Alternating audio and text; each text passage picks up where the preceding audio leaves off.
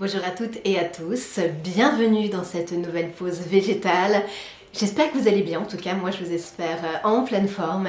Je suis hyper heureuse aujourd'hui de vous présenter une nouvelle série de vidéos pour les personnes qui débutent en plantes d'intérieur. Si vous êtes curieux et que vous souhaitez me suivre sur Instagram, vous avez mes deux Instagrams qui s'affichent, l'Honeymoon.fr pour la partie chat et plantes, et puis vous avez également mon compte Instagram professionnel sur mon métier de sophrologue, elena.bellière.sophrologue. Dans cette vidéo qui est dédiée aux personnes qui n'ont pas la main verte, eh bien je vais vous présenter 3 plantes d'intérieur qui sont faciles à trouver en jardinerie et qui sont hyper faciles d'entretien pour les personnes qui débutent et qui ont vraiment peur de faire des bêtises. La première plante que j'ai sélectionnée pour vous, eh bien il s'agit du Golden Pothos, qui est une plante absolument magnifique qui est tellement facile pour débuter les plantes. C'est une plante que vous avez dans pratiquement toutes les jardineries. À chaque fois que je vais dans une jardinerie, peu importe laquelle, je vois des Golden Pothos, donc vous pouvez la trouver absolument partout et puis elle est pas chère du tout.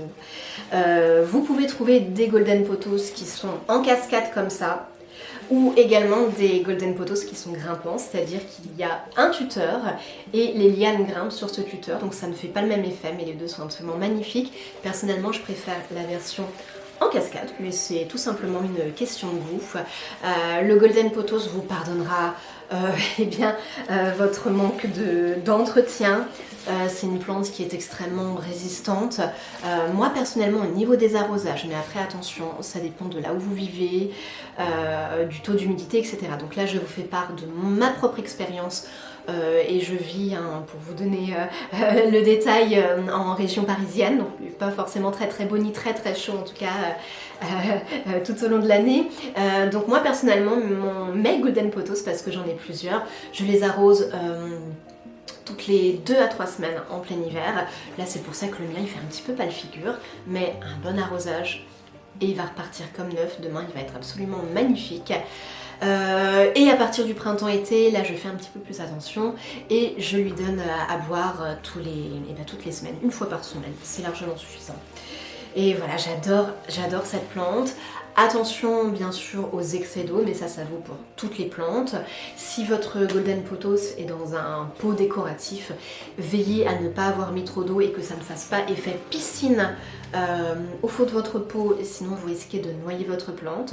Donc vérifiez bien après l'arrosage que votre plante ne trempe pas dans une eau stagnante.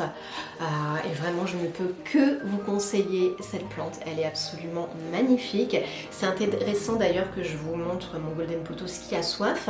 Comme ça me permet de vous montrer un petit peu un Golden Pothos qui se sent pas forcément très bien, mais où c'est pas grave du tout. Certaines personnes qui ne sont pas débutantes pourraient croire qu'il est en train de mourir. Je vous dis ça parce que j'ai déjà eu ce genre de réaction pour des amis qui sont venus à la maison et qui avaient vu par exemple cette plante comme ça et qui m'ont dit mais elle est en train de mourir. Pas du tout, elle a juste extrêmement soif, donc la solution est très facile à apporter. Simplement bien sûr, il ne faut pas que j'attende trop longtemps, là il est temps de l'arroser. La deuxième plante que je souhaitais vous présenter, eh bien c'est celle-ci. Il s'agit de la Chefleura arboricola, et pour la petite anecdote, eh bien c'est la plante qui m'a réconciliée avec les plantes d'intérieur, puisque comme vous, au tout départ, moi aussi j'étais débutante et j'ai fait d'énormes bêtises. Pourquoi ? Eh bien parce que je n'étais pas conseillée, je n'ai pas eu la curiosité de regarder sur internet.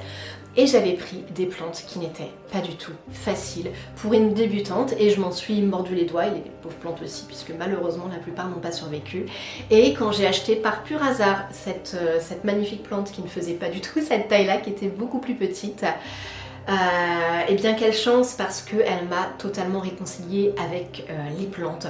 La Chefleura arboricola, c'est une plante tellement facile qui, pareil comme le Golden Pothos, vous pouvez la trouver hyper facilement en jardinerie de différentes tailles. Là la mienne elle est quand même maintenant assez grande. Elle fait plus de... ouais, elle fait bien 1m50, elle fait bien ma taille. C'est une plante qui est absolument délicate, qui est très reconnaissable en fait, avec ce feuillage assez particulier, un petit peu en forme de parapluie comme ça. J'adore. Tout comme le Golden Pothos, vous pouvez l'arroser un petit peu une fois par semaine, c'est largement suffisant.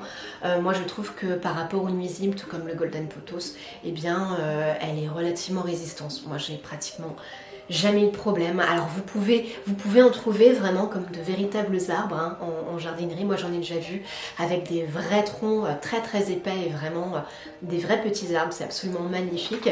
Ou alors, hop, juste ici, eh bien vous pouvez la trouver, hop là, en version eh bien beaucoup plus petite. Là c'est un petit bébé hein, chez Flora Arboricola.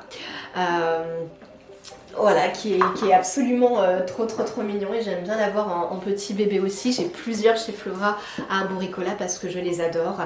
C'est une plante qui est fascinante parce que vous voyez presque toutes les semaines des nouvelles feuilles arriver qui sont minuscules et qui poussent. Et pour un débutant, eh bien c'est hyper satisfaisant parce que c'est là que vous vous dites, bah en fait, je suis tout à fait capable de m'occuper d'une plante et c'est facile de voir que vous vous occupez bien de votre chez Flora puisqu'elle pousse. Elle est hyper facile, hyper gratifiante et du coup bah, on gagne en confiance en soi et ça donne envie d'avoir d'autres plantes d'intérieur à la maison. La troisième et dernière plante que je souhaitais vous présenter, eh bien c'est celle-ci, pareil facilement reconnaissable en jardinerie. Il s'agit du Spathiphyllum. Spathiphyllum qui est reconnaissable, souvent il est en fleurs dans les jardineries, par sa fameuse petite fleur blanche qui est absolument adorable. Je ne sais pas si j'en ai d'autres en cours de route, non ça n'a pas l'air, si j'en ai une là. Hop là, je ne sais pas si vous pouvez l'apercevoir. Le Spathiphyllum, c'est une plante qui est tellement simple d'entretien. C'est une plante que vous pouvez arroser comme les deux précédentes une fois par semaine, espacée un petit peu plus pendant la période hivernale. Mais c'est une plante qui boit quand même beaucoup. Et l'avantage du Spathiphyllum, moi ce que j'aime énormément, c'est que quand il a soif, eh bien c'est une plante qui vous le dit. Là vous voyez, elle a un port relativement correct, elle est assez fière, elle a de l'allure, elle se porte bien. Si cette plante a soif, elle va être complètement affaissée et vous allez avoir la totalité des feuilles qui vont être complètement raplapla. Vous allez vraiment voir un avant et un après si elle a soif et par conséquent je la trouve relativement facile puisqu'elle vous communique son manque de soif en fait, son manque d'eau. Voilà, elle pousse très bien cette plante. Si vous avez de la chance, vous pouvez effectivement avoir ces jolies petites fleurs blanches que moi j'affectionne tout particulièrement. Comme les deux plantes précédentes, c'est une de mes premières. Je l'ai depuis tellement d'années celle-ci et vraiment elle est d'une facilité déconcertante. Moi j'adore cette plante et je suis absolument ravie d'avoir commencé avec elle ma collection. Et voilà les amis, cette vidéo est maintenant terminée. J'espère que cette vidéo spéciale débutant vous aura plu. N'hésitez pas à mettre en commentaire, pour ceux qui ont l'habitude d'avoir des plantes d'intérieur, quelles seraient pour vous les 3 plantes d'intérieur à conseiller pour des personnes qui débutent. N'hésitez pas à vous abonner si vous souhaitez soutenir mon travail et si vous avez apprécié cette vidéo. En attendant, moi je vous fais d'énormes bisous et je vous dis à très bientôt pour une prochaine pause végétale. Salut!